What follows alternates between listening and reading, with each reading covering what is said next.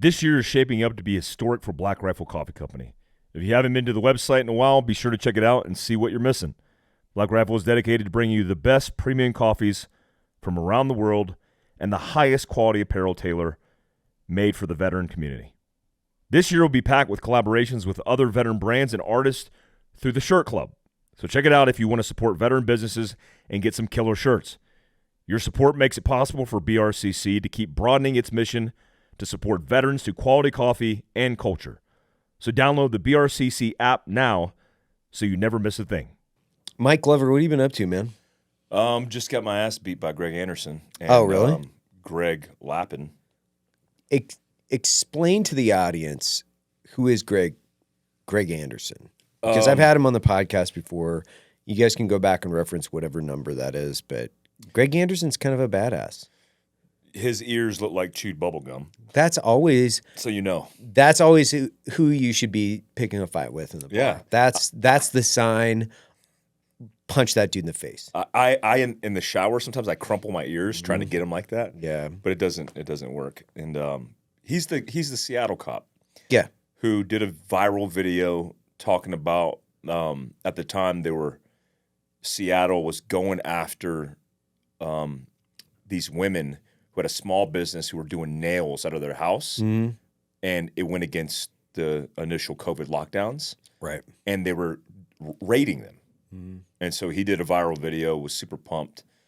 Sorry, guys. I need to focus on you a little better. Looks a little soft. You're soft. Well, if he's just naturally soft.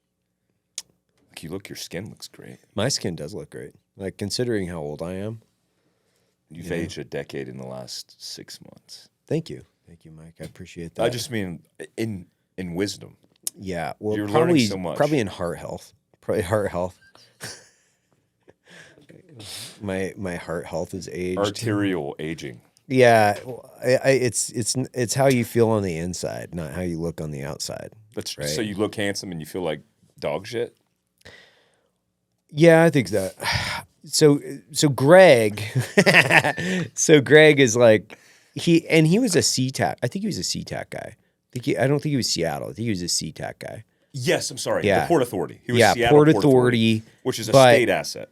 I just for accuracy. I'm not saying Yeah. any different. So just God, know you had a that good like memory there. Like Look at you. well, I have a bunch of buddies that are in the Seattle Police Department. And if you said that, they'd be like, "Oh, he was an SPD."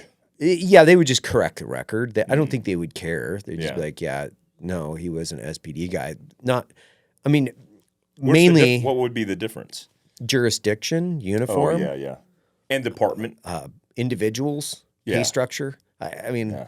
there's probably like a litany of things that are different. I mean, I don't Politically, know. anything?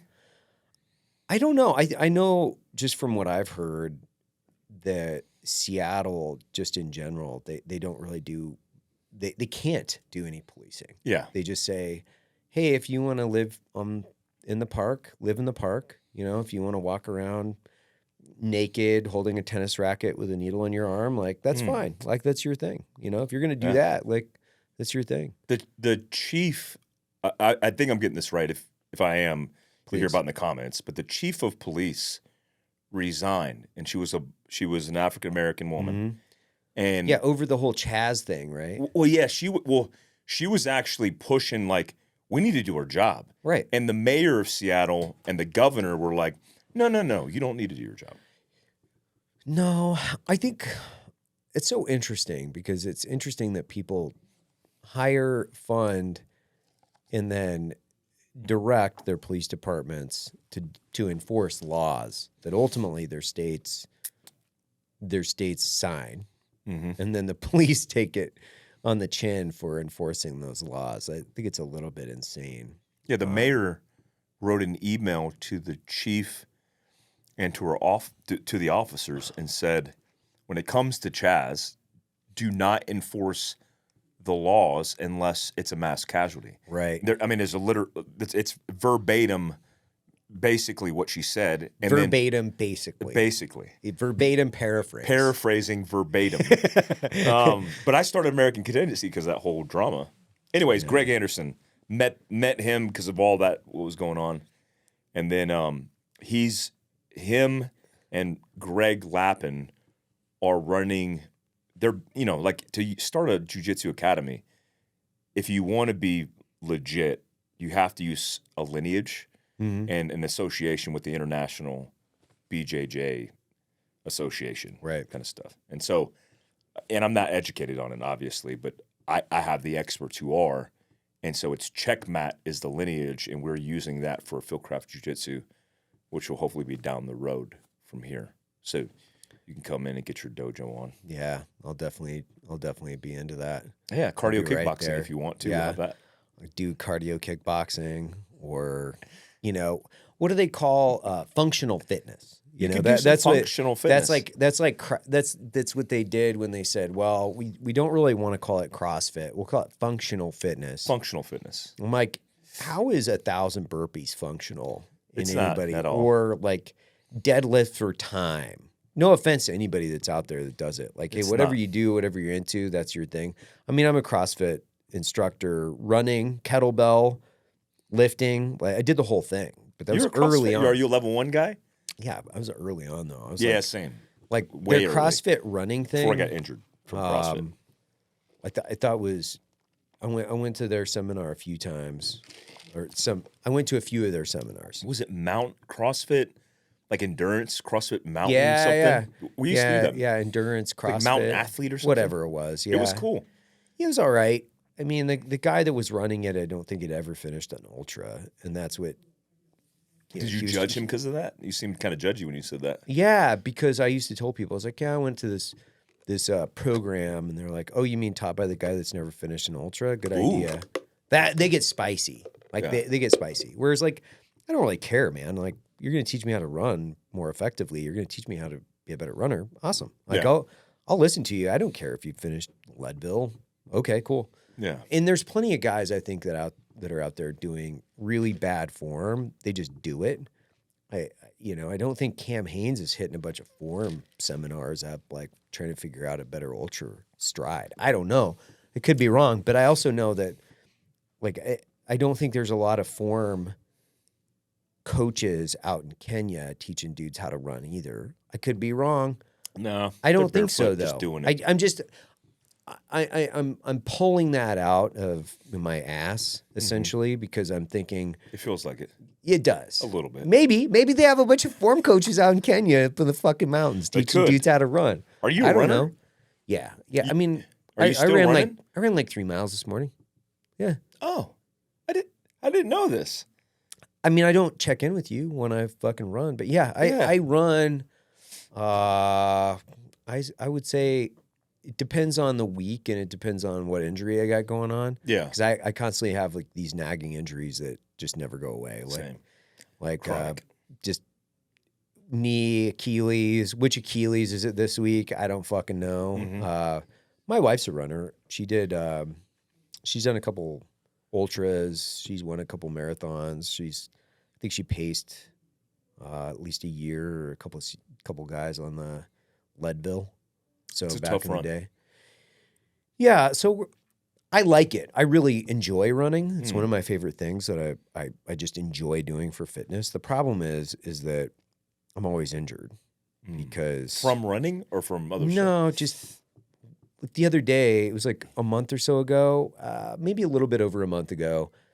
I had 2 parachutes in my arms. I was getting ready to take a red eye down to Florida because I don't know if you heard about this, but the 7 jumps, 7 days, 7 continents. Mm-hmm. Those In guys, 6 days. but they did it in 6 6. jumps. Yeah, Yeah. they were going to do this fun jump in Tampa. I was going to take the red eye out, meet them down in Tampa. So I had 3 parachutes in my arms walking out of the back steps of the office. It was midnight. I was getting ready to take that red eye and I slipped off the back stairs and On ice? oh fuck yeah. And just completely my ankle was not in good shape after that. So I Yeah. was walking around with a limp, you Yeah. know. But for the most part, yeah, it's just like running or Just living. squats. Just like living, just walking around. trying to get in shape or trying to stay in shape. I Yeah. always just have like use injury, tendonitis issues constantly. Mm. So who knows? I don't know, man. Maybe I need to all the rage is getting in everybody's like their ice bath, like, which is pretty funny is because the rage. Everybody's doing that everybody's doing it, but it's also something that we've been doing forever. for years. So I Yes. think it's like when Rogan does something, it takes a while for everybody to catch up and monetize it and then get Yeah. very specific into how are we going to not only monetize this, but how are we going to build an entire information stream about cold plunging. So it's like There's books, 5 years ago. businesses, Yeah. equipment, yeah, products. Yeah. Dude, it is huge. Mhm. During COVID, I had I had a horse trough and I would just fill it up with ice. That's what 'cause we nobody, use at our resilience rendezvous courses. We're not. It's a trough, like it's ice. It's cold water. It's cold water. Yeah. It's just cold water. I got an old freezer and I took everything out of it, plugged it, and then I filled that with water as well. Edwin That scares the Parnell and shit I- out of me, though. Why? There are some versions. There's like tricks where guys are doing that. They're taking the freezers and then converting it into Yeah. like I don't want to get electrocuted. You know about Unplug it, dude. the Afghan Unplug stories? it. There's a dude in third group who died from just taking a shower. That's in one of those because pan showers. listen. I don't That's wanna die. That's because they were outsourcing their electrician work to dudes that had no business. Like Oh, they're experts. Those they're Afghans are not. experts. They were not Yeah. at all. We had a guy in Kabul. His name was Mumbles. He had functionally retarded himself Yeah. by getting shocked so many times And that so he he couldn't mumbled. really talk. Yeah, his name was Mumbles. That's not his real name, though. I can't remember his real name, but yeah, he was the camp electrician. that Yeah.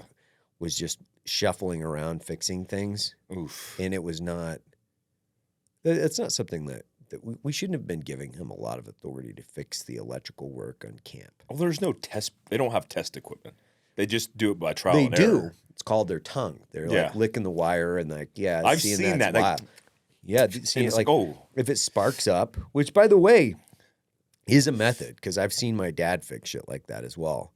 I've seen my dad fix stuff by just figuring out if it sparks up. I don't mess with electricity, dude. That's the one thing I just don't like. Like you tell me to get in a tub or a fridge that's plugged in the wall, not happening. Do you have a fear of electric? do. You do. I grew up I grew up super poor, and the trailers that I grew up in, I remember distinctly as a kid getting shocked and electrocuted as a kid by just janky ass, like going to plug in a fan, and because it was janky, yeah. whether the fan or Yeah. the socket was janky, and it's like, psh, and then feeling that surge of electricity, I just don't like it, man. You don't like getting shocked. Bro, if somebody like wanted to torture me and get information, as soon as they pulled out anything electricity wise, I'm out.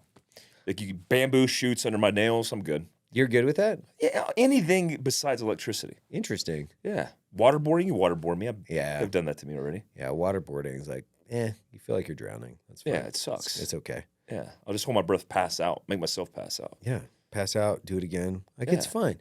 So your preferred method of torture is waterboarding. Is that what you're saying? If I had to torture myself, Yeah. I would waterboard myself. Yeah. What about you?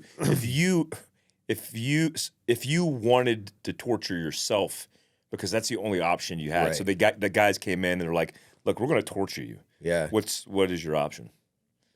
A 6-hour emotional connectivity conversation with my wife. Oh, that's You know, a good one. Like where my wife is like, I think we need to talk We about need a to talk. relationship. And you're like, I'd be "Oh, like, oh fuck. Okay, you're gonna lock yourself in this room and you're gonna talk Kill about me. your emotions, kill me."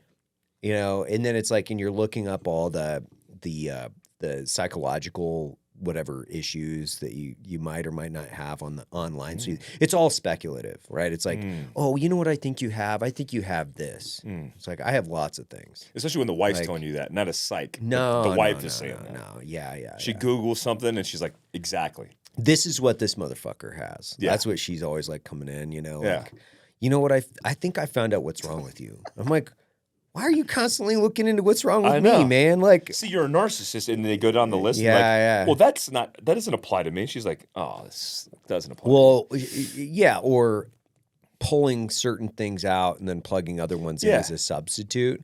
Or like, I read this on Reddit. You should really look into this. I'm Yeah. like, because Reddit's a really good spot to find good information, solid information. I can't, dude. Reddit is a weird one for me. People send me shit from Reddit all the time. I don't even have that shit on my phone. It is the biggest troll place. That's like It's a professional troll. That's all place. it is, right? It's It's a like troll forum. it's like 4chan, Reddit, and then it goes like 4chan, Reddit, Twitter, and then it goes into the other social media platforms, right? So Yeah. like if you want to figure out like how things kind of generate inertia, it's like that's where they come from. And it's interesting because people have pinged me over the last couple of weeks is like, you know, all the shit that's like circling around about some fucking lawsuit that came up like several years ago. I think we talked about it. Wait, that's not even. So somebody hit me up about it because Of somebody course. threw out my name. It's like, Oh, that's a Glover Mike, guy. oh, make sure you go after Mike Glover too. I'm Yeah, like, for what? Yeah. And then, so that whole deal, that's not even.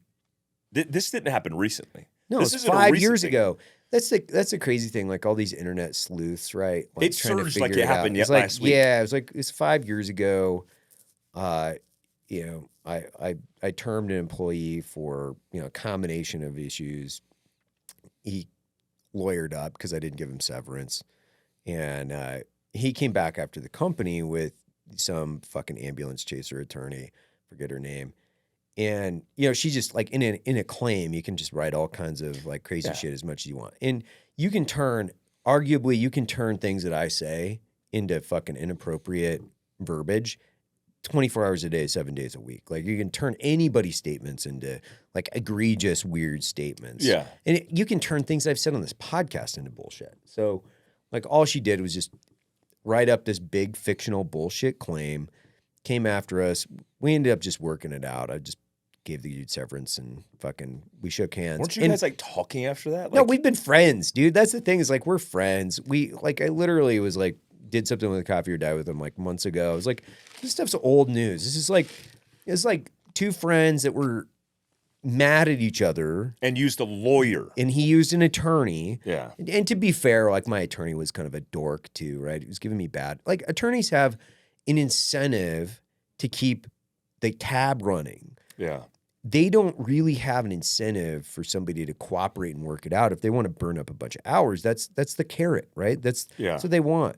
Yeah. So it's like years ago, everybody's like, oh my God, I found out the real truth. You mean the truth that he and I are buddies? We buried the hatchet years ago, and this was just a bunch of bullshit. The thing Herrera did, Brandon Herrera. Yeah, I love that. That was dude. funny. Yeah, because he That knows was about me. this. That Yeah, was the he old knows thing. me. Yeah.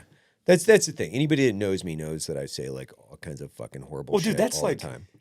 the whole that whole deal is like mild in comparison to how we roll. I mean, just normal conversation. Yeah, because you talk to your friends in a very specific way. Like this was years ago, right? This was like when you're in a garage. dude, I was in a garage. There's less than 10 people here, and it was all former soft guys. I literally had not made the transition out of the team room into the professional workplace. Yeah.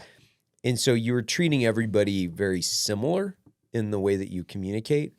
And, I don't make excuses. I don't give a fuck, to be honest with you. It's like, I am who I am. Like, you don't have to search too hard to figure out, oh, I use the F word and I say a bunch of stupid things. Like, because that's being a human in the human experience. Yeah. Like, nobody's perfect. And when you think that you're going to transition out of the team room straight into the corporate environment, and you think that, I was sitting around here my first couple of years like, oh, I'm going to have a publicly traded company. And like, no, I wasn't. I didn't have any money. We were like backed by big finance or like Silicon Valley. It was like a bunch of dudes grinding it out in a garage trying to make it happen. Grinding it out. Yeah. And you don't have to learn. You don't have to look too hard, man, to figure out like, oh, go back to some of our episodes on Drinking Bros. Where like we were pushing it pretty hard, and just watch Range 15 for Christ's sake. Like figure it out. It's like wake up, you like just because people don't understand me or they don't understand my brand or they don't understand who we are, it doesn't mean that we care at the end of the day. It's like still growing, still there. Just same weekend that thing went off is like opened up a coffee shop in Virginia Beach and Kalispell, Montana.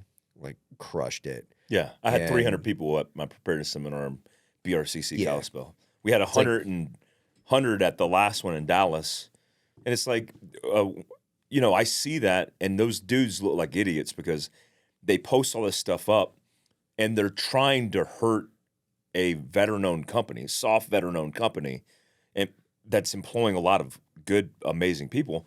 And then when you look at the comments, most of the people are like, what's the issue here? Yeah. Like, or haha, that's funny.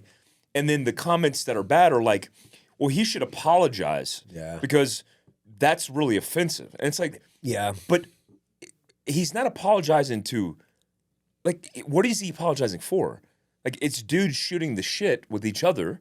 And the shit I've said, I don't understand. But it's just a claim. Like Yeah. like half the shit I didn't even say in there. Yeah. He's in that complaining, the same complaint. He's like complaining about Yeah. like Scott Bollinger, our chief of staff, took him to a strip club. Like fuck off. Yeah. Yeah. We had our office was like a block and a half from the strip club. We But were did at you- the strip club twice a week. Yeah. Because there's a block and a They half had great away. drinks. Good people. Yeah, and a bunch of heterosexual dudes watching titties flop around is still a pretty good time. That's last debatable, time I what checked. you just said. Yeah, That's it's like debatable. it's just so ridiculous. It's like But you You know didn't what say it you is? wanted to butt fuck him? Did you say that? no, I like Because you've told me that. multiple times. Yeah, Yeah, like every exactly. morning you like text I'm me. sure there were things that I'd said similar to that, but Yeah. like the direct context, I don't fucking know, man. Like That's the point. It's like, it's who- it's the who fucking cares? Like at the end of the day, like I don't care, you don't care, nobody cares. And oh, by the way, like Larry David can say 10 times worse on Curb Your Enthusiasm, or you're gonna get crucified for anything and everything you say by everybody any day of the week. So it's like the freedom of just being able to go, I don't care. Okay, I don't care. I love how all those dudes and all their videos are sponsored by coffee. Yeah, they're all sponsored by competitors that honestly couldn't hold a fucking jock to me either way, so it doesn't really matter. Isn't that bizarre though? No, it's not, because that's all they're trying to do is they're just trying to go after a certain market segment. But I didn't They realize the don't- coffee industry was so like no, it's vile that way. it is it's like you have a very myopic view of how business works, and they think that they have to take something from someone else, but they don't understand is that there's hundreds of millions of people in the United States. Those people are across platforms, across multiple different generations. The market continues to grow from all kinds of different products. It's not a capped market with a finite amount of people. It's a continuously growing microeconomy. And the thing that irritates me about most of this is like they're not coffee people.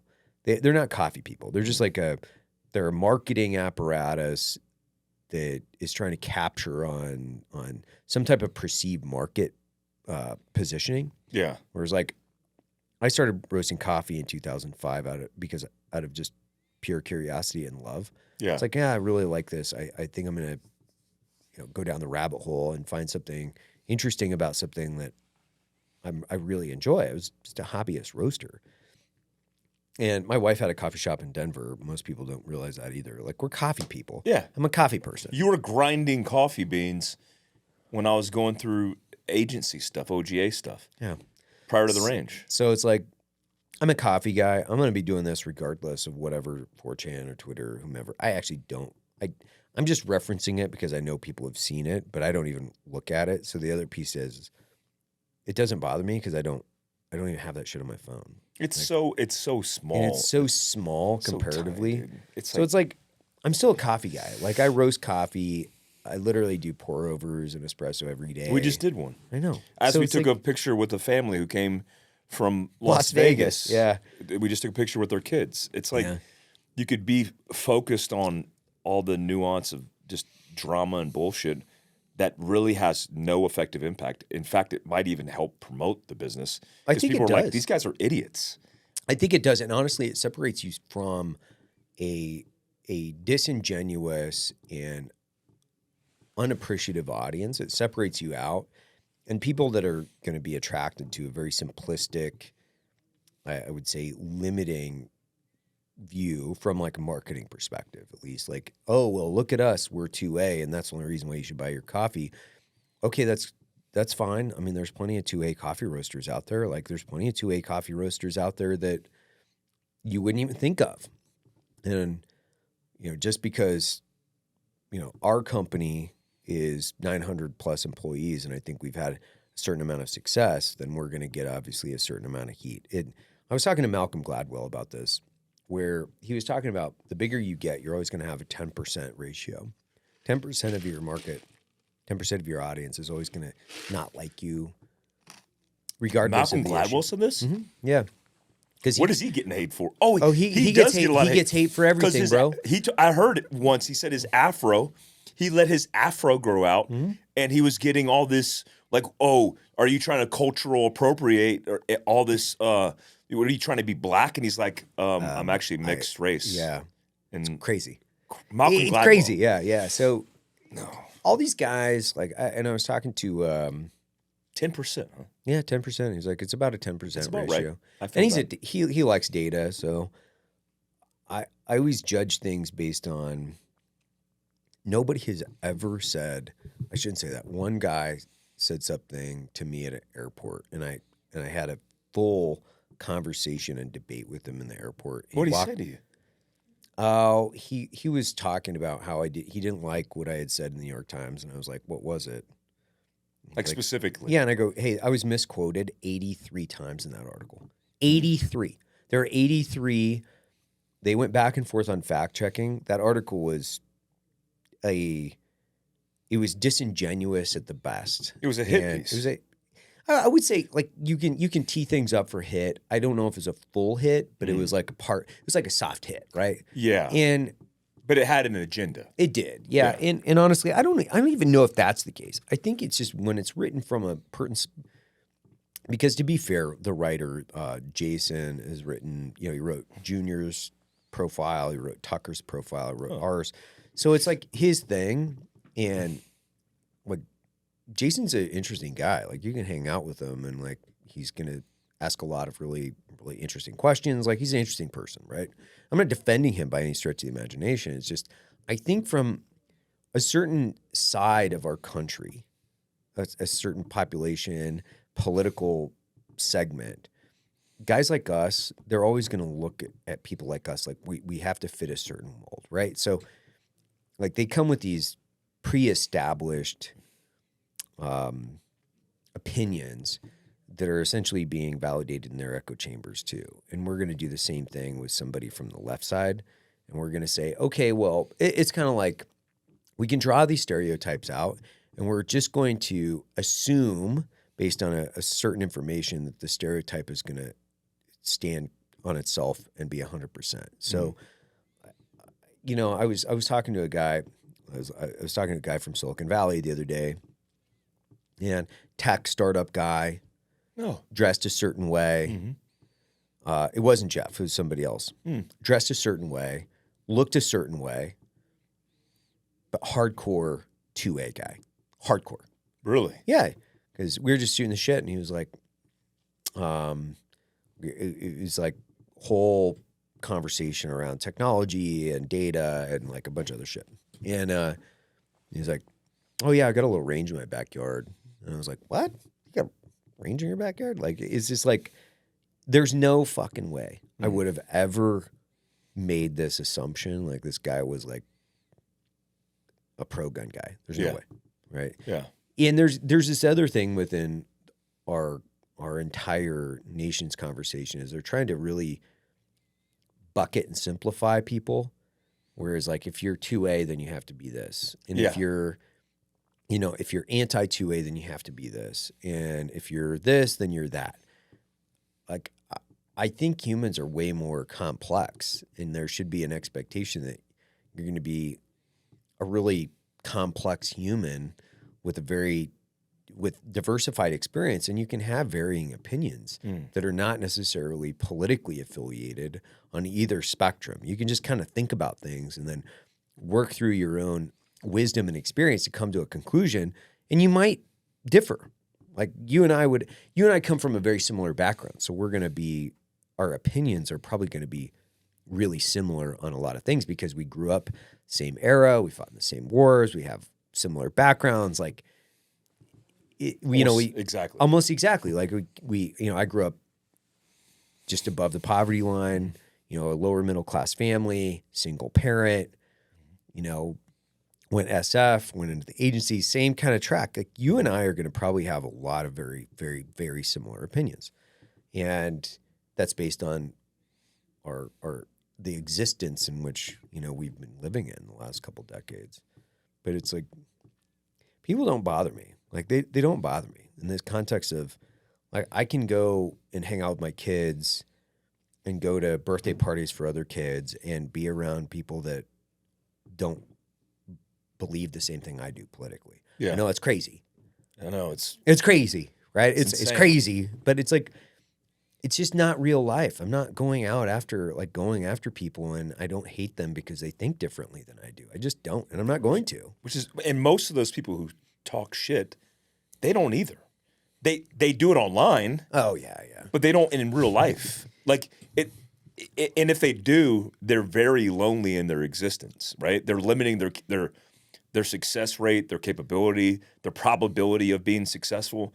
Like I did a Ford Lightning thing where I was like I own a preparedness company. I was like, it'd be cool to experiment with an electric vehicle, especially a truck. Yeah. And it's a Ford. It's made in America. Right. And I got all this hate from these guys. Seriously? All these two. I don't know if a lot of them were 2A guys, but because you had an electric vehicle, or because you did something on an they electric thought vehicle. I was pushing a woke agenda. And I said, guys, it's a Ford. It's electric. I tested it and it sucks. So there you go. But if I didn't test it, then we wouldn't know. So if you have something and we're doing something with alternate viewpoints and we're not looking at it politically, if that's an issue, then we can't do anything. Mm-hmm. Because then you could categorize and politicize everything we do. It's funny, like I pick up a SIG and I'm like, Patriot, because SIG is made in New Hampshire. It is. And then all these Glock boys are like, you're a corporate shill. It's like Glock is made in Austria. Like it's Georgia, an Austrian right? pistol, right? The company is based out of Austria, but I think they're actually they're made here. But what I mean is like, no matter what, there's a nuance that could, like the guys are like, oh, it must be nice to do that. It's like you're texting me from a $1,500 Apple iPhone made in China. Made in China. Just stop. Arguably from slave labor circumstances in some ways, where a lot of the minerals that came into that phone were cobalt harvested. for sure. Yeah, were pulled out of the ground in certain countries where they're absolutely using slave labor. Like, but it's the hypocrisy. Like people don't have to be right, or they have to be right. They don't have to be correct, if that makes sense, right? Yeah, of course. It's interesting to see I think we've seen this movie so often over the last several years. Now I just tune out.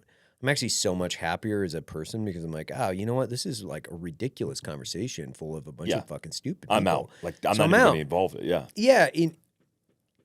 I was thinking back to, do you remember it was probably like 6 seasons ago. Do you ever watch South Park, or did you ever watch South Park? Yeah, for sure. They did that whole year where there was like the troll episodes where they were talking about it was like a whole build up, and I forget, I won't get it right, but that was years ago, man, where they were talking about some of this that's so socially relevant, and today it's just sport for people to go on and like be assholes. And I think there's a lot of people, it just shows me there's a lot of people that are really unhappy because if that's how you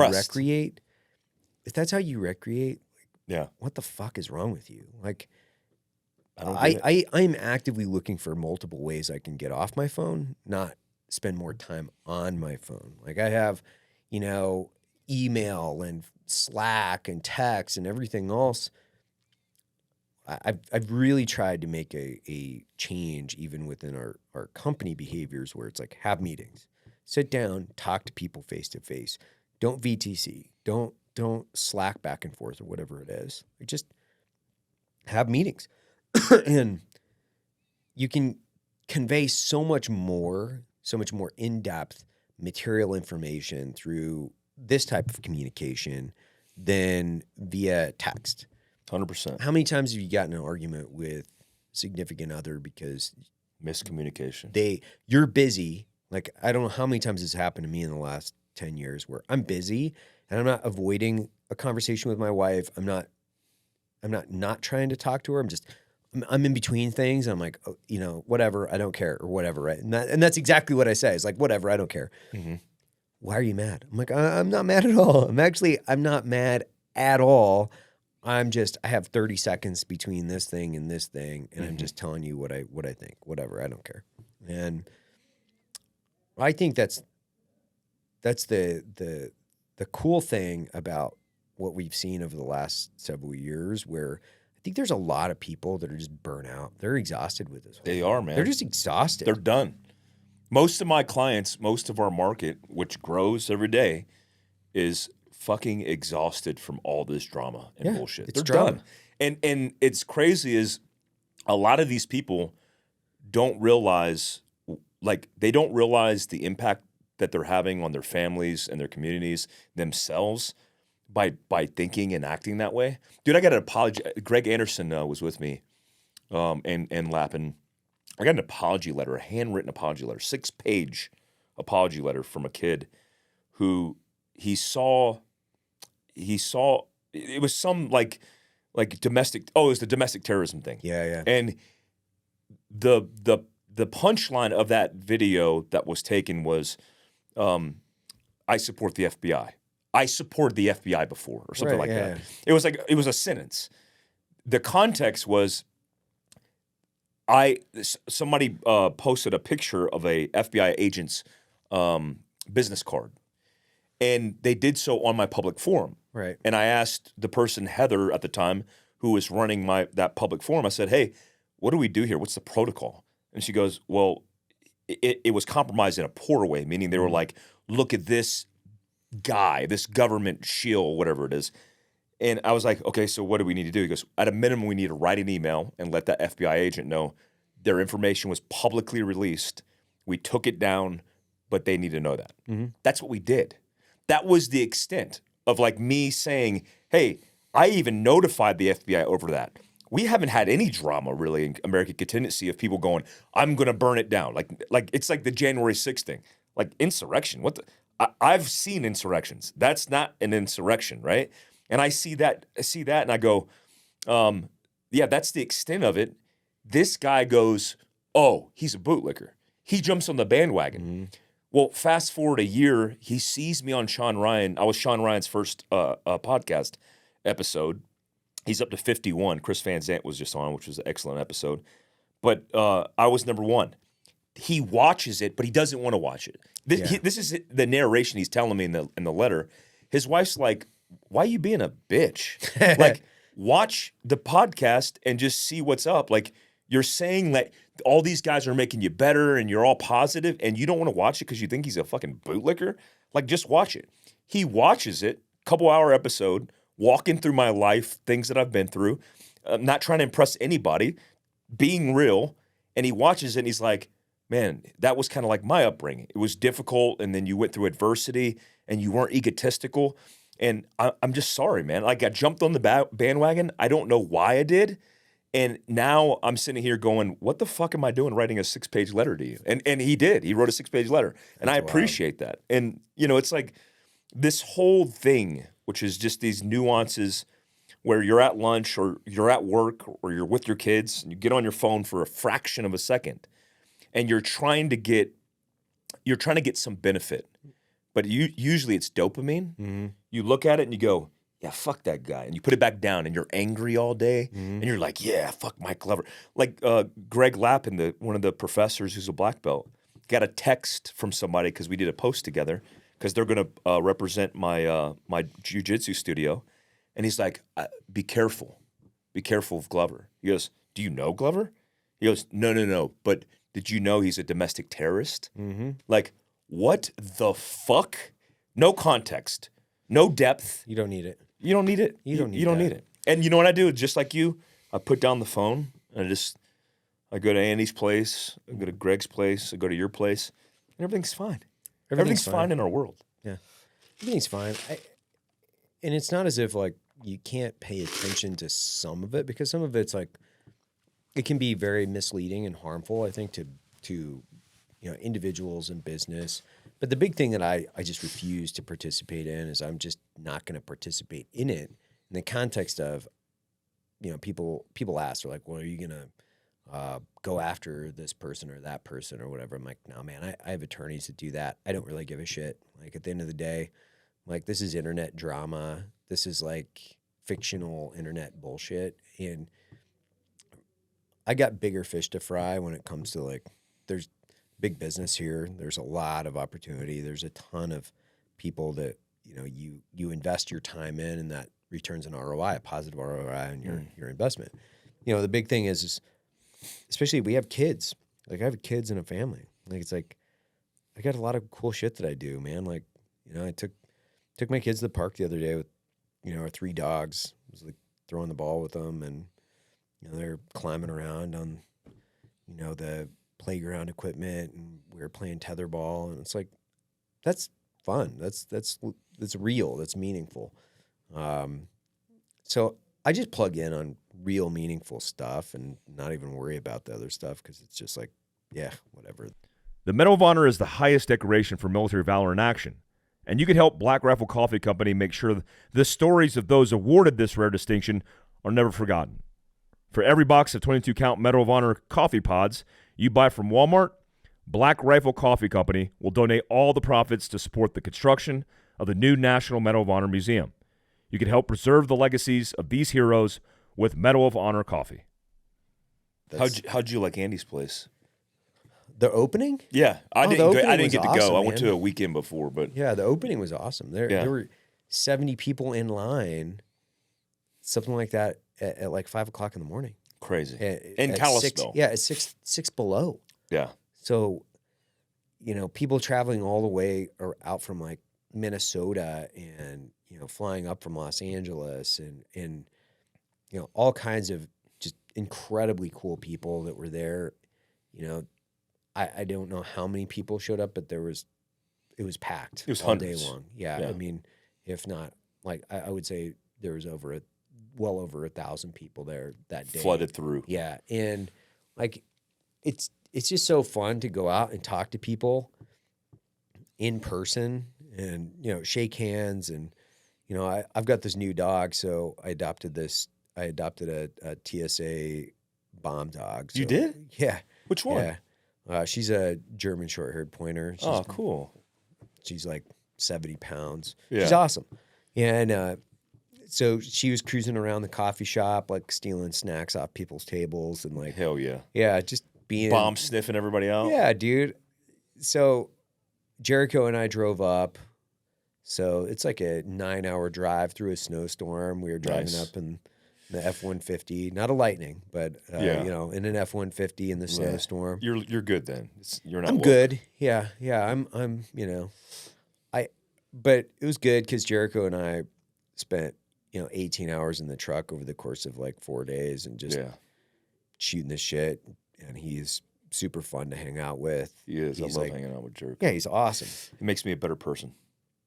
I don't know if he makes me a better person, but he definitely entertains me. That's for sure. He's entertaining. He's creative as hell, man. He actually has some cool creative for a ranger. Yeah. It's like Yeah. a ranger's like, dude, like left, right, dress right, dress type shit.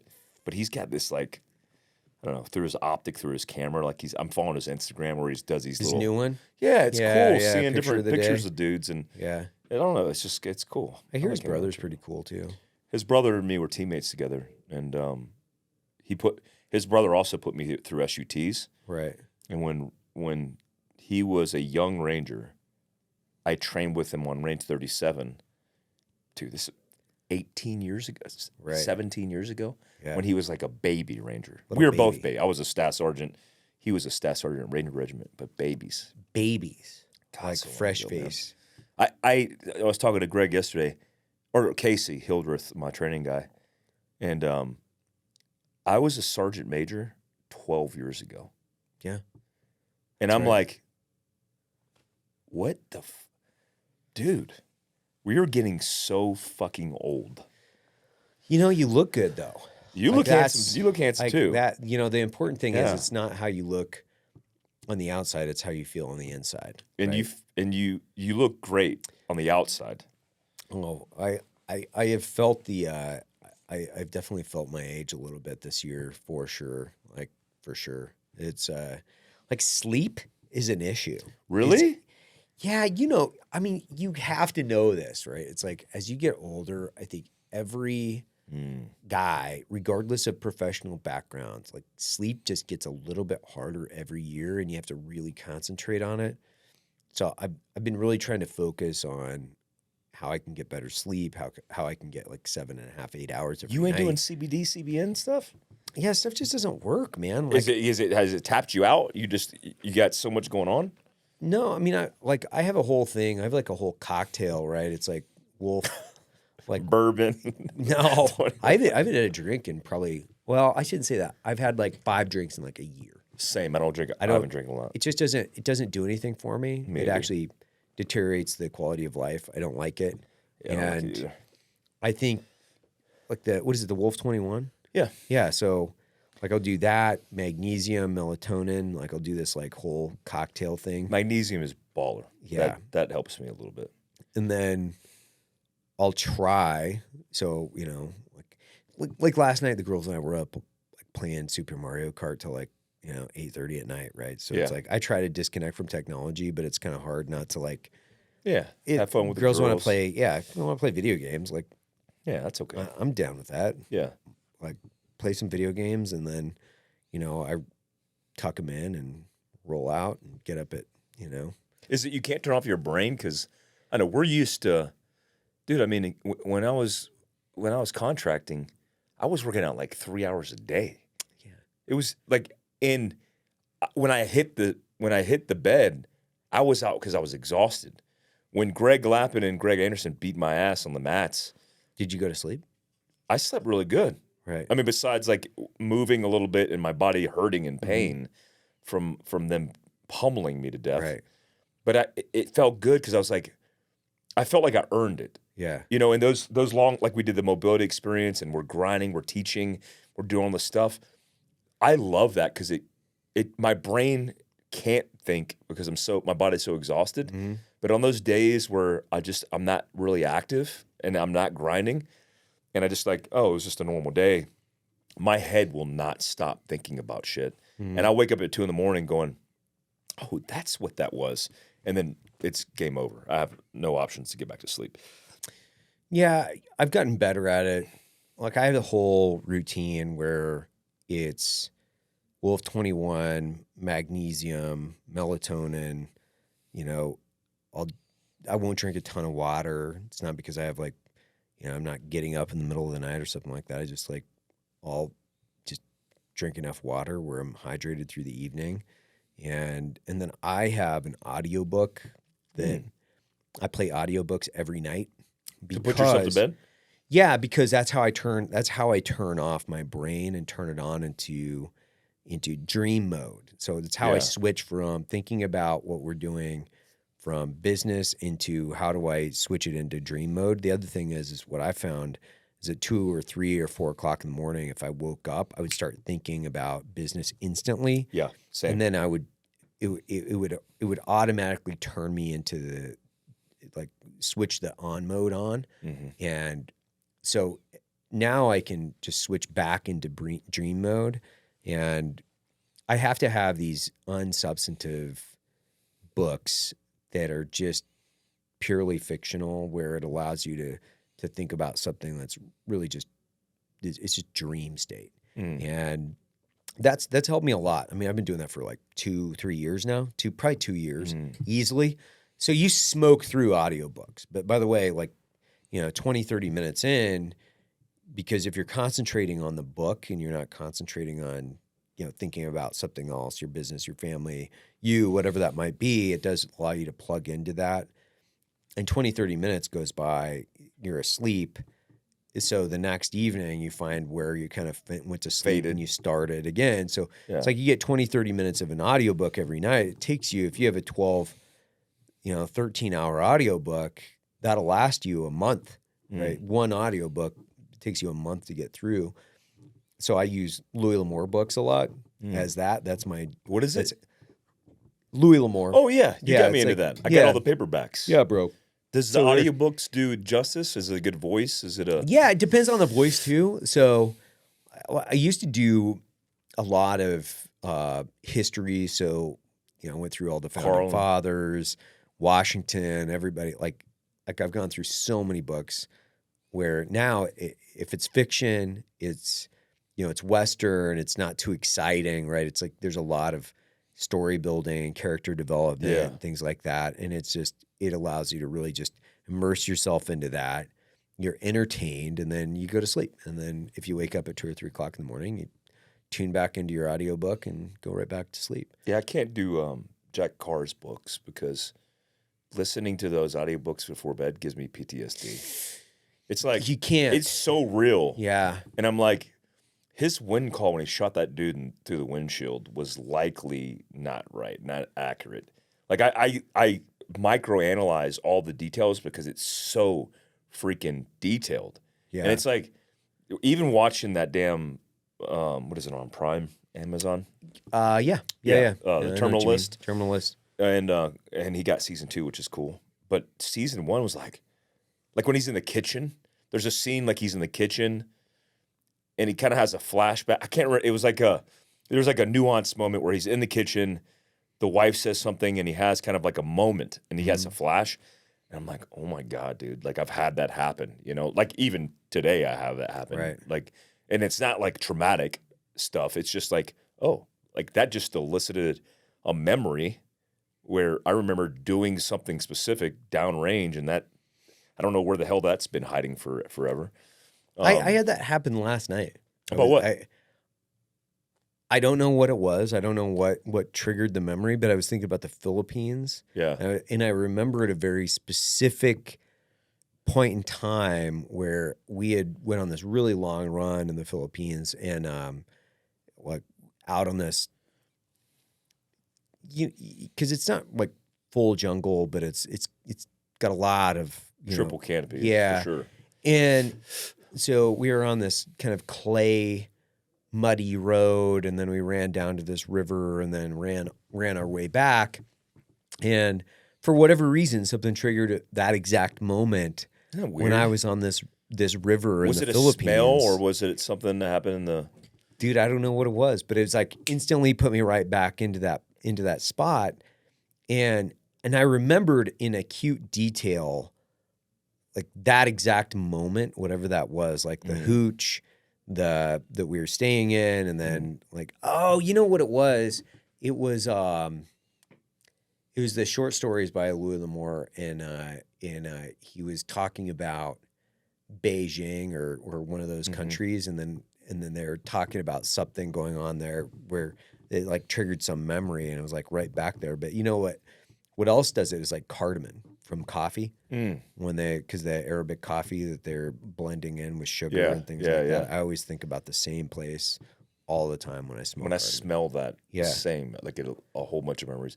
Like I think I have 4.5 years of combat based on the hash marks on my uniform. Badass. But I never think about this, but when people ask me about stuff like trips or like specific moments and missions, I only know a handful that I've talked about. Yeah. But you think about all of the rotations and all the experiences, even as you just said that when you're talking about running, I just flashed a moment where I had taken a chief of base on a run, and he liked to trail run. Mm-hmm. And so I was like, and at the time I liked to trail run, and I was like, yeah, I'll run with you, Chief. Like, sure. If you want me to go somewhere with you, I'll run with you. And so I did a lot of running in that country, that particular country, with him in like some shady ass places, like in the Yeah. middle of the mountains, Right. in the middle of nowhere. And those experiences do something to you.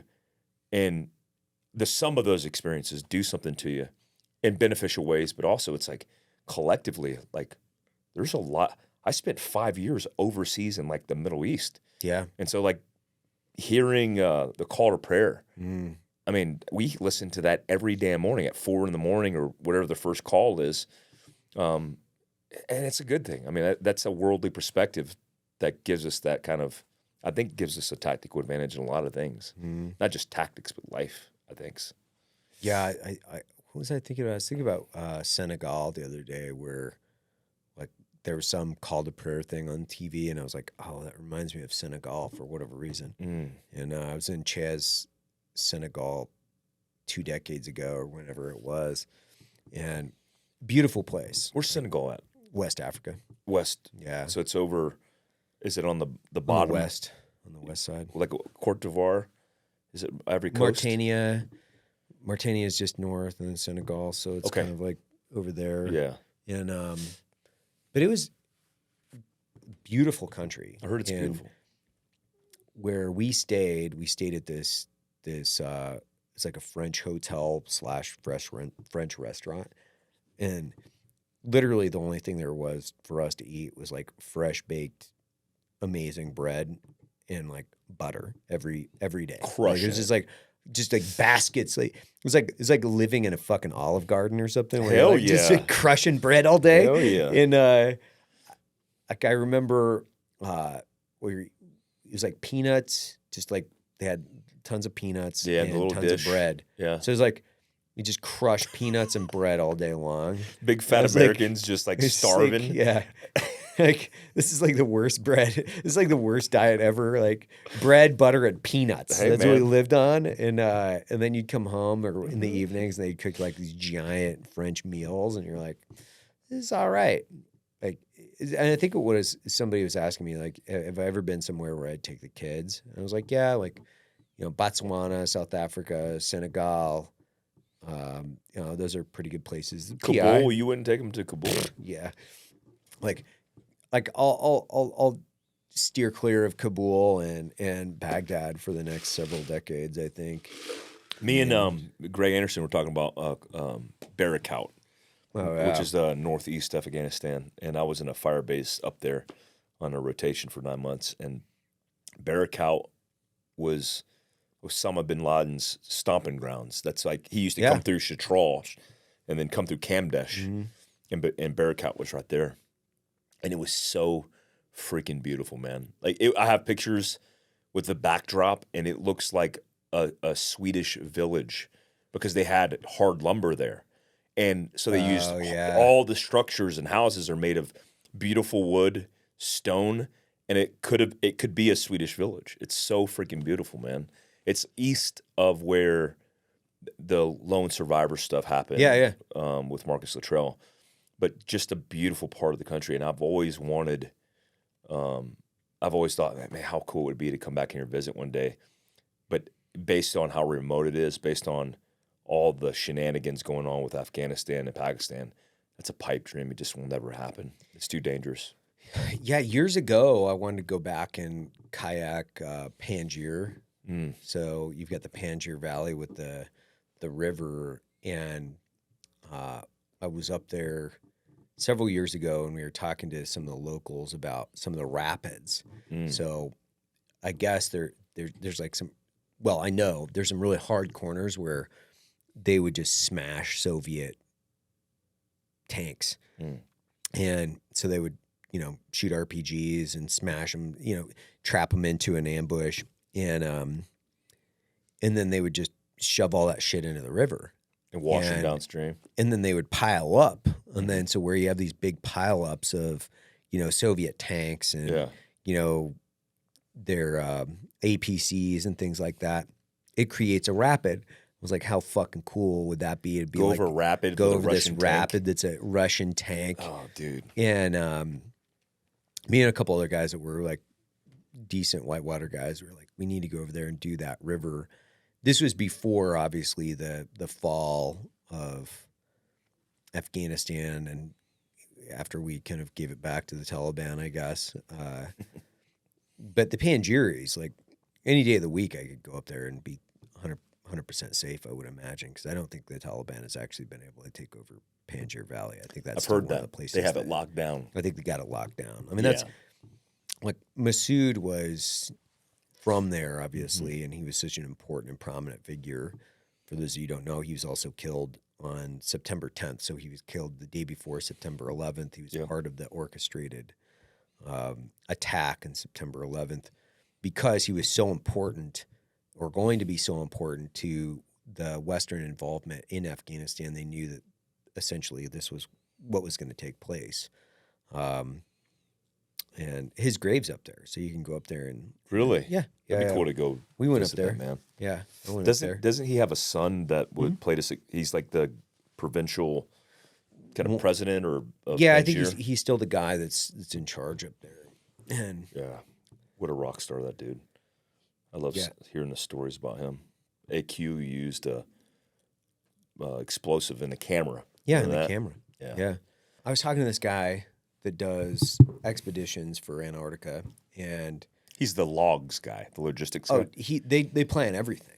And he was talking to me about he was just telling me about his life, where he's been down to the bottom of the ocean multiple times around the world. So he's been he was kind of a weird flex, which is actually the premise of the story, because he was talking about how a lot of people have been to the fake North Pole.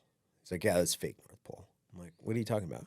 He's like, yeah, well, when you go up and you're on top of the ice, you're not really on the North Pole because you're floating on the ocean. Yeah. So you're not really on the North Pole. There's an But actual he's like, spot on the I've ground. been to the North Pole on the ground, in the bottom of the ocean in a submarine. I was like, oh, that's a super cool flex. That is a cool flex. And he was telling me that he climbed Everest on a lark. He's just like, yeah, one of my buddies called me. I was like, hey, do you want to go climb Everest? And he was like, sure, I guess. Sounds cool. So he's like smoking cigarettes and drinking in some lobby, and was like, when do you want to go? He's like, next week. And they went in from the Tibetan side, and he was like, yeah, he was telling me he was out with all these like ultra runners and all these hardcore endurance athletes, and he's like a chain smoking, like hard drinker, and just crushed them all. Actually, he just got to the top, which I thought was fascinating. He summited. Yeah, he summited. Oh, and That's so he's the like probability been to of the success bottom is of the pretty low. ocean and the North Pole. He's actually been to the North Pole on top of the ice. He's been on top of Everest. He's He lives in Antarctica. Or he was camped in Antarctica. Yeah, he lives in Australia, but he's a real adventurer. And What about the endurance? Did they take part in any of that? Because I know. Yeah. He was telling me all about that. He thought it was. He was telling me because he was part of the team that went out and rebuilt some of the ships that have submarine capability. And a lot of these guys, like these billionaires. So it's interesting what billionaires do when they get to a certain point. I guess they either go to space or they go to the bottom of the ocean. So it's like Larry Ellison and What's his name? Avatar. Ray Dalio, James Cameron. Yeah. All these guys are like, they're ocean explorers now. Yeah. And so it's like, it's interesting because Bezos and Musk go to space, and then some of these other guys go to the bottom of the ocean. And I guess once you have like that much money, you're just, what do we need to do that's interesting? And it doesn't matter how much we spend. Because he was telling me one of the boats that he was on was a civilian-owned boat, $500 million. $500 million. What kind of boat costs $500 million? I don't know. Like, That's insane. but it's got like submarines and helicopter landing pads. Like, it's a fucking Explorer boat. dude. It's like a about it. billionaire's hobby. Yeah, like that's crazy. That's badass. When you I think think I about- would do the Shackleton. I would document. I would go out of my way to do every single detail of every aspect of that. You would do including the replicating. the little lifeboat, and you would do the whole. I do it all. Sexton, Dude, the whole thing. the whole thing. We do Elephant Island. We climb up Yeah. with 5 dudes. Just do that the Yeah. whole route. because the route's not that bad off. I mean, it was difficult for them, but Wouldn't be difficult for you, is that what you're yeah, saying? I would knock that out in a couple days. But how cool is it that they found the endurance? Yeah, it's That video of that endurance, like, it's like immaculate because there's no bacteria down at that depth. That Ernest Shackleton boat, it's so badass, man. well, and so this guy's also been on the Titanic. So he's dove the Titanic Really? multiple times. Yeah, he's been on the Titanic. This is what he does. He arranges these trips for people to go on. For wealthy people. Yeah, so the guys that did the 777, they met. The part of this is like Antarctic expeditions, AE.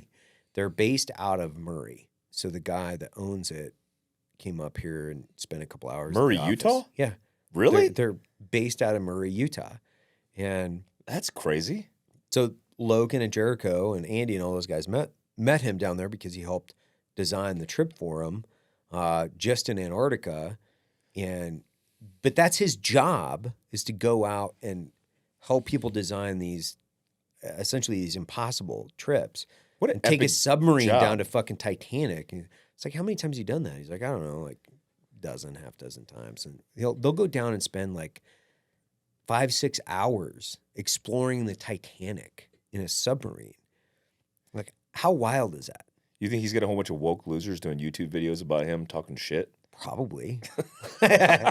we got This on guy's like a cock. we got on the flat earther guys like for a minute out here because we Yeah. were talking about Antarctica, and we were talking about like how people think there's like an alien base below the ice or whatever in Antarctica, and he was telling me that he's seen screen grabs of they have a track out there, so they have like I think what you're saying is like a 6K track that's in a perfect circle because they designed it that way. It's Yeah. just a circle where they Yeah. can like go out and ride snow bikes, or Yeah. some of the guys go down there and do marathons or whatever. It's a safe area because if you Yeah. go off of it, you'll be. Yeah. He was telling me that he's seen YouTube video screen grabs of how this is proof that there's an alien base beneath the ice in Antarctica because of his track It's the that he track built. they made. Yeah. Wow. Yeah, and we were I laughing. believe it, man. We were laughing about it because it was like, yeah, that's my track. That's just where we ride snow bikes. That's I all it believe is. it, dude. And it just shows you like how crazy there is, just how crazy some people are. They have access to a camera. Well, I mean, you and I have access to cameras, so I guess, You know who's not tweeting? Africans. They're busy living. they're busy, Surviving. Surviving. Man, it doesn't. But when you think about the total population, even on a social platform, just engaged on a social platform, there's not an overwhelming percentage of people that are even like contextually involved within the platform at all points in time. When I went out and I spent like a day with Tucker, he doesn't even get on social media. He doesn't get on social media. He has Yeah. other people. So he's removed from it. He just does his monologue, and he doesn't get involved in the bullshit, Yeah. which I think was pretty interesting. Even like the top guys in the field, they're not going in there and reading the comment section. The comment course. section is just like Of course. a quagmire of misery, right? Yeah. I think Dee Dee told me best. She's like, and I'm not a Tony Robbins guy. You are. Yeah. You're Don't like compare me to Tony Robbins. He's the amazing. Korean Tony Robbins. Basically, that's who you are. That's awesome. That's awesome. Now there's going to be memes. So she's like, do you think Tony Robbins checks his comments? And I'm like, no, probably not. And like, yeah, because he's too busy interacting with people in person. Like, it's true. Like, I feel bad because most people that are in my circle are doing high level shit like you, and you don't get out. You don't get to get out I as don't much go. as you want to. Yeah, I don't get out. And so when me and Andy are like in front of 300 fucking people, I'm like, this is what it's all about. Like when I spend 3 hours taking pictures with people and like shaking hands and like, it's like, dude, how long have you been waiting in line? A couple hours. And you're just literally waiting in line, shaking my hand. Like, thank you so much, man. That means a fucking lot to me. Like that whole thing where we're out and we're just doing this thing. It's like that drives and gives you energy. That's what it's about. It's not about, I don't live for DMs and comments and interactions online. I live for interpersonal relationships that we build in person, like in the coffee shop. It's Yeah. like, how cool is that? You know, that's what this whole experience is about. What's your favorite subject to teach? My favorite is based on the most amount of impact that it makes. Well, there's two of those. One, my favorite technical course to teach is mobility because it's different. Like people like to go and associate me with 2A and guns and all that stuff. I just don't give a fuck about it. Like the Second Amendment, I give a fuck about, but gun shit, like cowboy action guns are more intriguing to me than AR-15s, right? Because I have a shit ton of AR-15s, but I would so much rather know the history and all the shit behind a Colt single action army. That's more interesting. Mobility and overlanding and outdoors with my family is more interesting to me. Like running and gunning on a flat range is not interesting. I teach it, but it's not that interesting. One of my favorite courses is Decision Point, which is teaching people like how it really works, like how the decision to use deadly force is not just a piece of legal jargon that you got at your concealed carry course. It's an actual thing that you have to make that will change your life forever, that decision.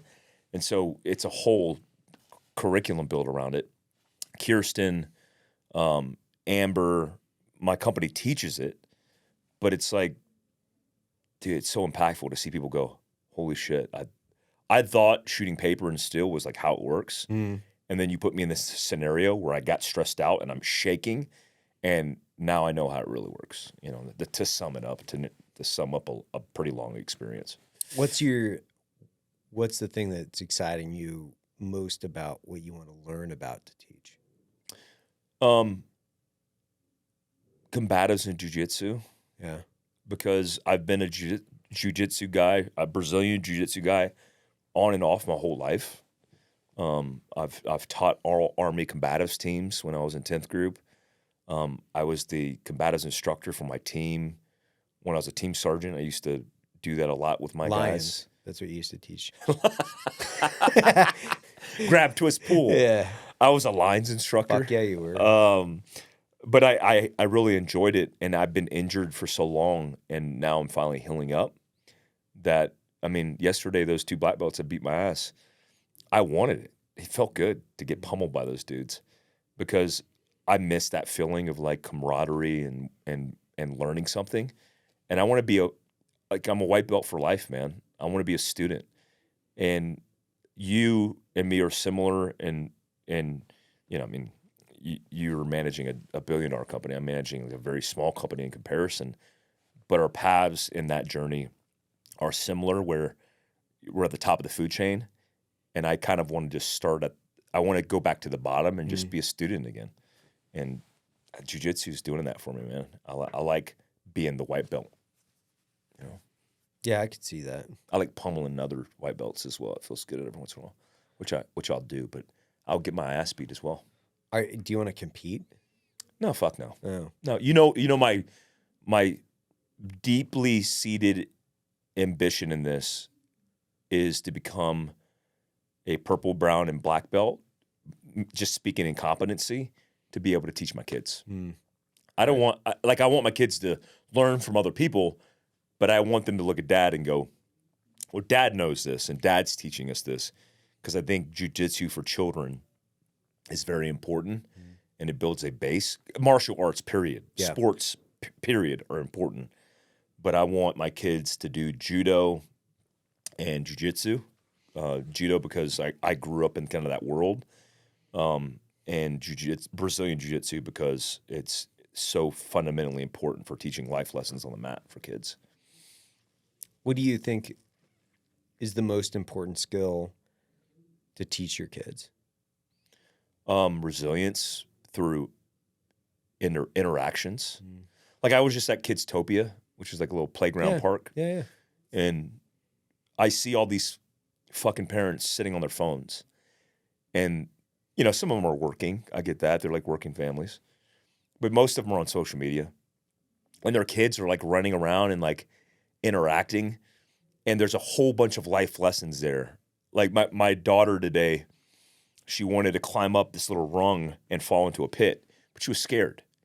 And she's like, and she looked for her daddy to help her because she's like, Daddy, I'm scared. She goes, I'm scared. I'm like, be brave.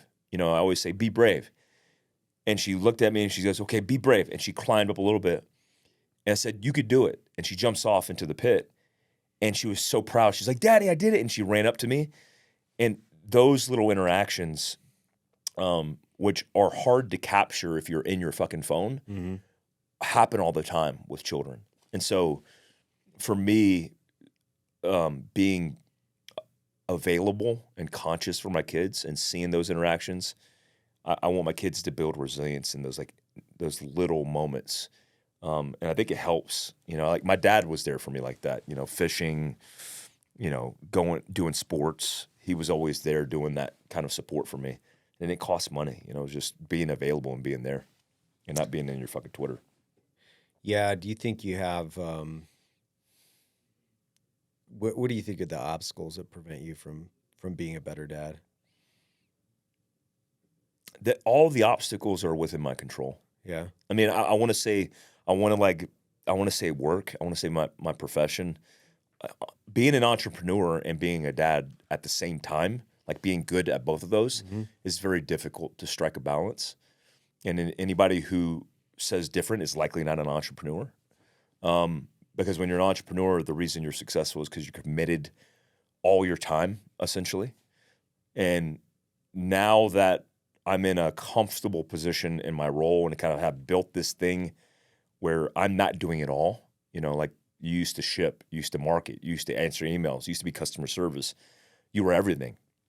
When you build a good team around you, they handle some of those. And instead of allocating my time into more of that profession, which I have done, I'm now allocating a lot of that time back into my family. And so I have 50% custody of my kids. So I've already lost half their lives. Right. So now it's just me spending time with them, and the profession often gets in the way, but we make it work. I mean, my kids are, as we do this podcast, are in the next room with my team. And I don't know. I don't think there's any excuses anymore. What about you? Same question. The obstacles? Yeah. You know, I think there's, you know, time, obviously that's like, you know, that's one factor, you know, but if you think about it from quality time, what does quality time actually mean? What does it constitute? Because there's just time that you commit, but if you're not plugged in, you're not present in what your kids are doing, it doesn't fucking matter. You might as well actually not be there. I think it's actually, it's contradicting the time that you're involved with your kids. You know, I'm not the greatest at differentiating between business and family at times. Like I've had a hard time, I think, you know, really providing some firewalls around that. Yeah, I try. It's something I'll you know, I'm forever a white belt dad, right? It's like I'm just going to learn forever on that. You know, it's, you know, my commitment to them is, you know, I'll love and encourage them for the rest of their lives. I was just at a chess tournament with my daughter last weekend, and just being there, just you know, supporting her, and she doesn't take it all that serious, which is fine. Like I'm, and when I say it's fine, it's almost like you want her to just get in and like grind. You know, you want them just like what my personal feelings are is like, I want her to be like, I want you to dedicate like hours of your life every day to like, you know, owning being a master. Yeah. And, but I have to like pull myself out of that and just go, you know, this is more about her being encouraged, her having fun, her being involved in this. That's what it's about. It's not about me. It's about her. Yeah. And, you do have to continue to learn and then be as objective as possible and understand like these are the goals that I've associated with, you know, being a father, being husband, whatever that might be. And it was a full family affair. Like we took everybody, That's awesome. just like cheer her on. And How old is she now? 9. Yeah. And she's doing chess tournaments. That's cool. This is her 3rd or 4th one, I think. Yeah, this is her 4th one. Who got her into chess? Was it you? My wife and I are both into chess. Oh, cool. Yeah. Same. So, my wife's gotten way more into it the last year because I think she wants to play with the kids a lot more, and develop her skill set around it. I've just I was way into it, I think, a few years ago. Several years ago, I got into it and I really liked it, and it was really challenging, and I was super committed, and I was always online playing. And I like online chess. It's yeah, fun. so do I. It's super fun. Super fun. But I kind of get bored with it too, where I'll play and I'll go, okay, that's cool. I don't really feel like I want to, unpack and read a bunch of strategy and techniques and tactics around it. It's just not anything that I'm really into. I'm way more into teaching the kids like algebra and calculus and physics, like very math heavy specific subjects. I really like those subjects. And if I'm going to spend my time, time and energy from an intellectual perspective and development of a more academically driven skill, it's always around math. It's always math. I feel like you're making fun of me right now. This is real. No, this is it's real. legit. It's legit. You do algebra and stuff with your kids and calculus? Oh yeah. Are Yeah, you have you always been a math guy? Are Are you a numbers guy or are you a math guy? I'm a math guy. Like I really enjoy it. I actually it was 20 years ago or whenever it was when Sudoku became a thing. Yeah. And I was doing a bunch of Sudoku. That was like a thing that I used to do quite a bit. And I realized it's like, why am I doing all this fucking Sudoku? Like, why don't I just do like algebra? You just do equations? Yeah. You can pull up there's tons of different apps. I think I probably have like 10 different apps on my phone that are just Math apps? math apps. Who are you? And Who are you? and Are you fucking with me right now? No, I'm dead serious, Oh my man. It's God. like Really? yeah, because it's like It's a secret obsession of yours is math? oh, I love it. There's very few things that are as fulfilling as going through a really hard equation. And Are solving you it in your head. fucking with No, me? I'm dead serious. Really? There's nothing more satisfying. You have than- an app on your phone right I now probably have 10 of them. that are math apps. Yes. Yeah. Do you have laundry apps on your phone? No. Okay. I don't. This I is don't. legit. Yeah, super legit. Huh. There's nothing that I think that from a recreation, like a game perspective. That's your secret obsession is math. Yeah. Wow. Yeah. If I can figure out a really complex equation in my head just by looking at it and doing it in sequence in my head, and I do it in the sauna all the time. So I'll sit in my sauna at home and I'll just be flipping through. So I'll do things for speed. So I'll do a lot of speed games, like math speed games, and I'll do equations, and I'll just sit there and I'll do them in my head because that's the game that I'm playing with myself. Like if I can do this right in sequence in my head without paper, like those are the rules. Like I've created these arbitrary rules. Well, it's good for TBI too. I mean, it keeps your brain healthy, right? I mean, I think so. I don't know, but I started it years ago. I remember specifically I was on a flight to like Africa or someplace. I can't remember exactly where. And I had like 7 hours to burn. And it was before we had before I was in business, before I had any of this other shit that I had to do. And I was doing these fucking games all the time, like crossword puzzles and Sudoku. And and I'm like, this provides quite literally no value. Yeah. It's But it's good for you. It's good. I mean, It's good for your I cognition. fucking suck at crossword or at crossword. I'm horrible at it. So you're bad at words, but you're good at math, the numbers. Interesting. Yeah. How does that benefit you in business? Because are you closely connected to the CFO? Are you into the finances and into the numbers? Of course, into the yeah. So that So was I can do most of this in my head. Like if I'm projecting out models and things like that, Yeah. like I can project most of this stuff out in my head. I could do. Unless it gets really I'm the fucking opposite complex. of that. I'm not. So the biggest mistake I had in business is not paying attention to the numbers in the beginning, and then focused on like marketing or whatever it was. Yeah. But I'm the opposite. Like I'm very good at words, like languages. Mhm. Like I learned Spanish. I tested a 1+2 in Spanish in like 2 weeks. Like for 19th group, they're like, if you want to deploy, Yeah. you got to be a 1-1. I'm like, in Spanish? I'm like, my language is French. I could learn this and just did it. But if it was numbers, complete opposite. Now I'm into the numbers, and I've discovered that I like it. I don't do equations, but I like the numbers. Like, and what I've found unique, maybe it's the Green Beret thing, but because we have a process for planning sequence, we're really good at projecting. You apply the numbers, I apply the words, the marketing strategy, whatever it is. But I think that's a huge advantage to be able to project and think ahead, like playing life chess, right? A couple Yeah. steps ahead and seeing the end goal or objective. It's just unique. It's weird. It's like weird how some guys' brains work. Yeah, physics, and for me, like physics is life. Yeah. Right? Like it is. I love like, physics. quite I'm literally. getting into it now. So, like my entire, I guess academic goals for the kids are really being able to mentor and teach them, provide substantive input when they need it when it comes to math in any way, shape, or form, and then being able to take the numbers and then drive them into their life.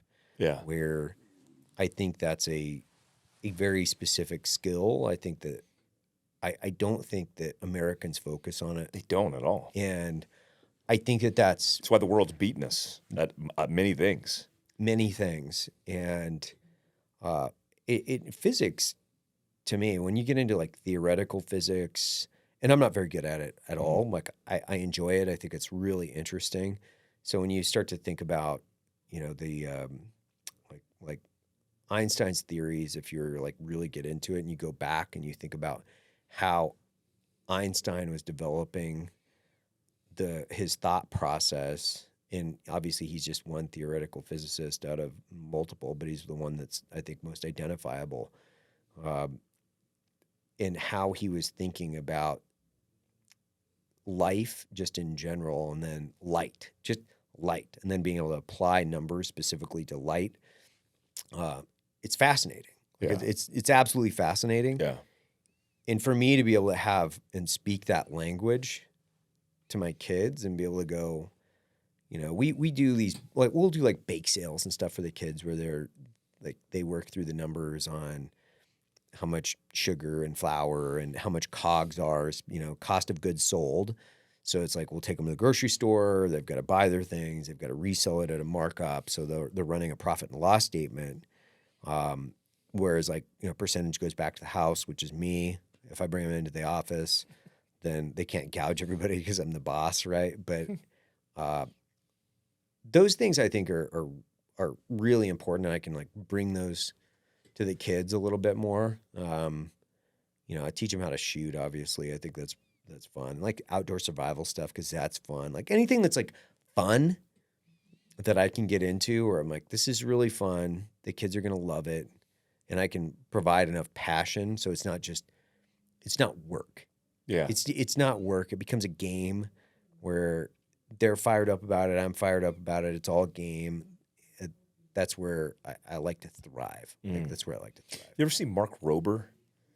He's the Utah-based guy who does the glitter bomb. Oh yeah. Yeah. He's against like those scammers in India. Yeah, like yeah. He sends it out in the mail, Yeah. or he does the package thing where people reject the package, Yeah. and they get sprayed in the face with the stink bomb. He has a company where they send out these projects, physics projects, and it varies, but you could do all kinds of different projects in house. I want to get my kids into that because I know your kids do projects, which I think is cool. Yeah, we have a physics box. Yeah. Yeah. What's the one you use? I can't remember what it's called. It's a physics box. Yeah, It's a monthly it's a subscription. sub-based thing. Yeah. Yeah. I'm gonna get my kids into that. Yeah. I love those things, man. Yeah, it's Like, so cool, man. Every time you have a little project that you can plug in and teach them Yeah. about, what was it last month or the month before? It was like how hydraulic pumps work. Yeah. So it was like putting all the things together and then, Yeah. adding water to it. And I think that stuff's fascinating. I think it's like useful for kids too, because they start to understand, this is pressure, this is gravity, this is that, whatever it is. Like we've got, a big garden, we've got, physics boxes, and standard kind of like Nerd parent stuff. nerd parent shit, I'm finally doing that with Philcraft, the boxes. Finally. It's based off, the foundation for us was the content stream. So we're doing the application that launches the same day as my book. That's great. Which is June 6th. So we already prepaid for the app. No, we already bought the app development, and it's being developed right now. We're onboarding the content, and then the next component is you buy the thing, you take the content. So it's like, here's a bushcraft survival thing. Especially fire starting, like a friction fire, or a bow drill fire. You do the bow drill, you get the bow drill, you do the thing in front of the content. But it's going to be exciting, man. I'm looking forward to that. Yeah, I can't wait. It's going to I'll be fun. be the first purchaser. Yeah, I'll throw you a coupon Be your code. customer 2. Yeah, You'll be number 1. I'll be number 2. I'm down. Yeah, 1999. I think that's 1999. I think that's the mark. Man, I think you got to go. I think you got to level it up. Man. Well, a lot of people were like, "Go hard," and I'm like, "But what is?" I hate comparing myself to Netflix, but ours is educational, but it also has an inspiration kind of segment where it's about like getting inspired to go look at cool content because it's all TV. It's on the app and TV. Apple, Hulu, Samsung TV. Yeah. So it seems about right. 1999. It doesn't include products. You could buy the products as a part of it. Oh, gotcha. Okay, I like that. So you can if you want to do like, here's a tourniquet. Open your tourniquet. You could buy the tourniquet separately, and then the content baseline is $19.99. Right. I think it's okay. Well, it's good having you in, Mike. Appreciate it, buddy. I appreciate you. Thanks, man. See you, buddy. Miss your face. Bye. Bye. Grab a can of Black Rifle coffees ready to drink for the perfect balance of quality and convenience. If you want a Spartan level caffeine kick, try Ready to Drink 300. Available in salted caramel, vanilla bomb, and more. Made with an electrifying blend of MCT oil and amino acids, Ready to Drink 300 packs a caffeine punch that will supercharge your day. Ready to Drink is perfect if you need your coffee quick, and when you shop with Black Rifle Coffee, you will help give back to veterans and first responders who serve our nation. You can stock up on cans at blackriflecoffee.com or grab an ice-cold can at a grocery or convenience store near you.